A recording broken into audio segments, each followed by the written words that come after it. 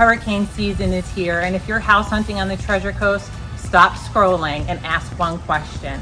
Would an insurer accept this home? Today you're going to find the 7 biggest mistakes of buying a house on the Treasure Coast. Mistake number 1, not getting a pre-approval before you're house hunting.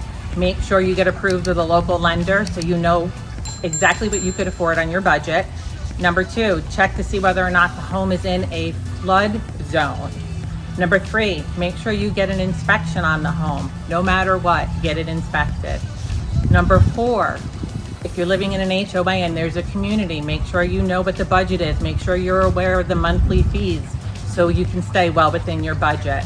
Number 5, title commitment. Let the title company do their work. Make sure there's no liens on the property before you close on it. Number 7, make sure that home has some hurricane protection, whether it's impact windows, shutters, the age of the roof.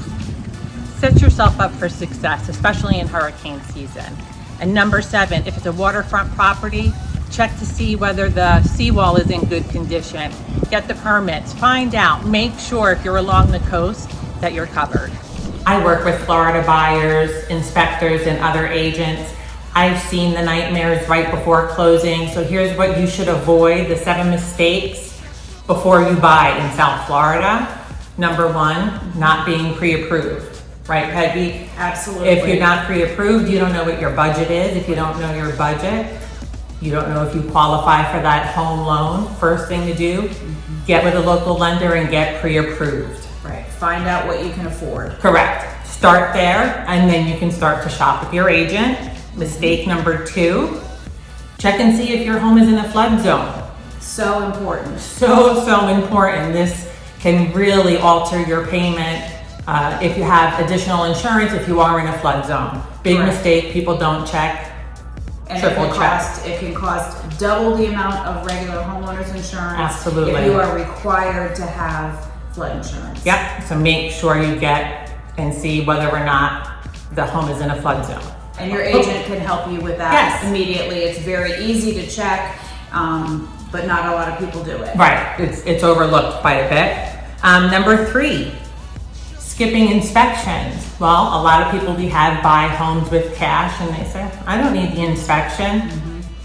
Whether it's brand new construction, an investment property, resale, get it inspected, please, because the inspection, there's layers to it. Yes, and there's different inspections that you may be required depending on the type of loan that you receive. If you have a VA or an FHA loan, for example, you will be required to have a WDO, which is a wood destroying organism. A termite inspection. Bugs, basically. And you'll also may be required to have water tests. Different kinds of inspections may be required, and if you don't have them, you may not be approved. Absolutely. So here in the state of Florida, when your home gets inspected, you get a general home inspection. Then you have the termite company come out for that wood destroying organism report, which you'll need for insurance. And also you will need a wind mitigation and 4-point inspection on the roof and the house.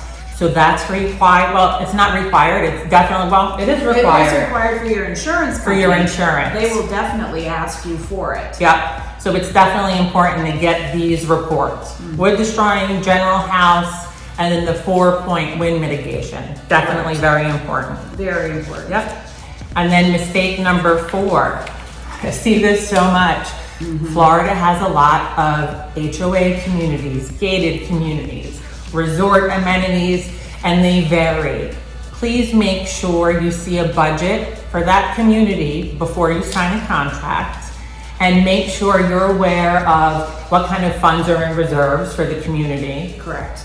What is the history of your charges and what's included. So if you're in an HOA, please make sure your agent gets you the proper documentation so you can make a really good decision on whether or not that's, because at community, those payments are each month. Yes. Your HOA. And it can be either on a condominium or a homeowners association for a single family home. It doesn't really matter which one it is. You need to double check those fees. Right. And there are things called a CDD fee. which is basically an additional tax. So some communities have them, some don't. So you need to make sure that you know the difference, because it can be overwhelming. So again, you want to get with a local agent. Peggy and myself, we've been doing it a long time, but it's important that they know these steps for you. Correct.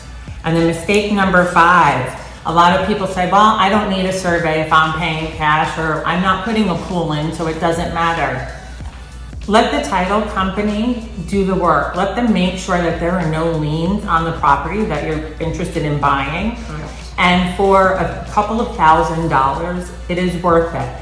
Get the survey so you know exactly where your property line begins and ends, right? I mean, correct. And that they will go and do the title search. Yep. On that property for you. You want to make sure that like there's you no said, other that liens. there's no other liens, that somebody forgot to have a signature done. I mean, it could be any number of things, but those title Open companies, permits. yes, but the title company will check all of those things and make sure that you do receive a clear title.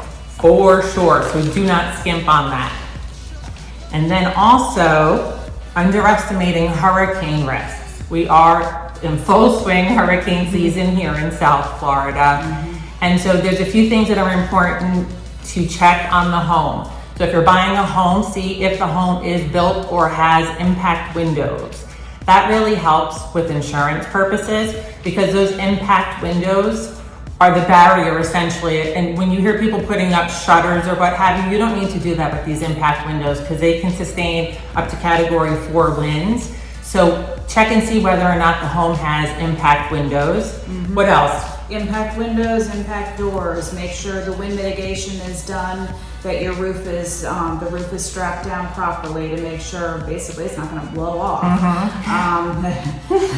I mean, honestly, what we're seeing is if a roof is 15 to 20 years old, a lot of insurance companies may not insure you, or they may tell you that you have X amount of time to have that roof replaced. Right. So make sure that you're with an agent that is explaining that to you, that if it's an older roof, these are some of the mistakes that can happen. So just so you have an idea, and that you're in the driver's seat and you're aware of what to ask and anything that maybe you don't know. Right, and depending if you're looking at a resale or an older home, you may want to also consider the elevation of the home. Because the very older homes, the people that came originally down here in Florida many years ago, the land is fairly flat, whereas the newer builds are built up a little bit. Higher elevation. So again, it's checking if you're in that flood zone, and that's a big thing here in South Florida. So whether it's new home, old home, just make sure that you're aware of that. And also,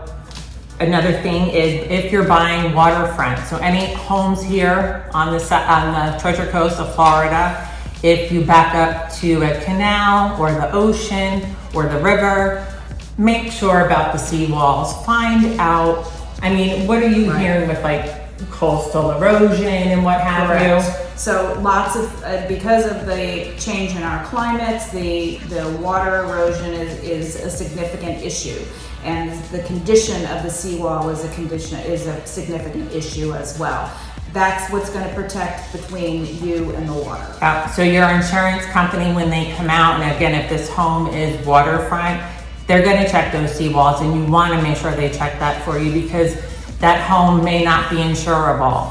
Or if it is to be insured, if that seawall needs repair, it might just be something that you say, you know what, it's just not worth it. So really, waterfront property, it's great. Make sure you get that seawall definitely checked out by insurance. And you may want to just also check the coastal management plan for the city that you're looking at.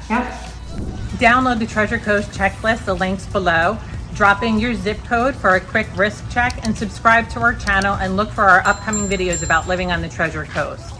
Take the checklist to your showings, and you'll avoid surprises that can cost you unwanted bills, or at least negotiate from a position of power. Whether you're thinking of moving in 9 days or 90 days, please reach out to myself and Peggy. We'd love to help you make a smooth move to the Treasure Coast.